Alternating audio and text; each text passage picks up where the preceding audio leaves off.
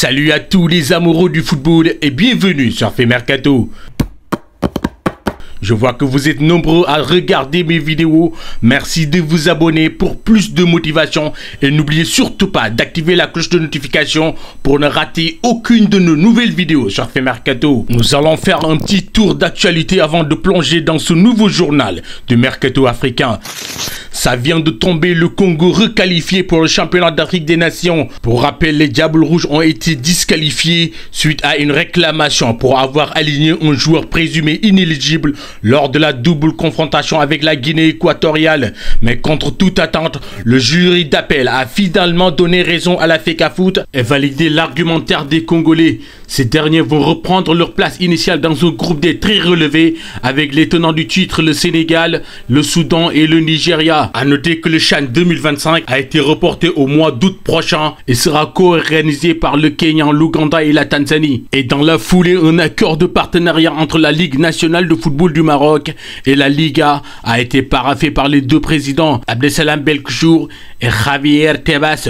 Ce partenariat vient d'offrir au club marocain des opportunités dans le football, mais surtout renforcer les relations des deux pays. Cet accord s'inscrit aussi dans le cadre du rapprochement stratégique entre le Maroc et l'Espagne, notamment à travers l'organisation conjointe avec le Portugal de la Coupe du Monde 2030. Place à la Coupe du Monde des clubs où le Mamelodi Sundowns remporte sa première sortie dans cette compétition sur le score d'1-0 face au club sud-coréen de l'Ulsan FC. Le club basé à Pretoria a livré une prestation honorable grâce à son buteur Ikram Reines et a donné à l'Afrique sa première victoire dans cette Coupe du Monde des clubs après la défaite de l'Espérance de Tunis et du Wydad et du match nul d'Al-Ahli d'Égypte.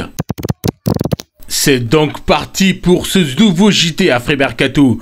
Le feuilleton Bryan Mbeumo à Manchester United est de plus en plus chaud. Ruben Amorim veut coûte que coûte recruter l'attaquant de 25 ans de Brentford. Et selon nos dernières informations, André Onana fait tout pour convaincre son compatriote à rejoindre Manchester United. Auteur d'une saison explosive avec 20 buts, le sniper est tiraillé entre Tottenham et les Red Devils. Dossier à suivre de très près. L'autre dossier chaud de ce mercato estival africain, c'est celui de Victor Osimhen.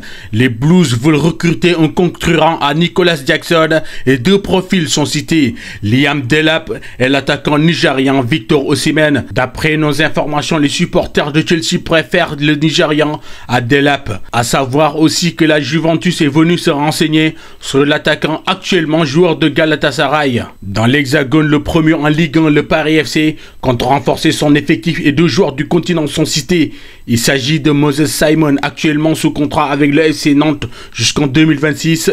Et selon le journal français L'Équipe, l'international nigérian pourrait être la première recrue phare de l'autre club de la capitale française. Le nom de l'international sénégalais Idrissa Gueye est aussi mentionné. Malgré que les tendances soient du côté d'une prolongation avec les Toffees, le Paris FC en quête de joueurs d'expérience vise le milieu de terrain sénégalais qui est aussi dans le collimateur du stade de Rennes. On file maintenant en Turquie où Trabzonspor souhaite recruter le défenseur congolais de 26 ans, Axel Tuanzebe, un des piliers de la défense d'Ipswich, alors que le natif de Bunya arrive au terme de son contrat à la fin du mois. Toujours à Trabzonspor, Paul Onuachu est sur le point de finaliser son transfert permanent vers le géant de Super League turc. Transféré de RC Genk vers Southampton en janvier 2023 pour 18 millions d'euros, l'attaquant nigérien pourrait rejoindre la Turquie dans les prochaines heures.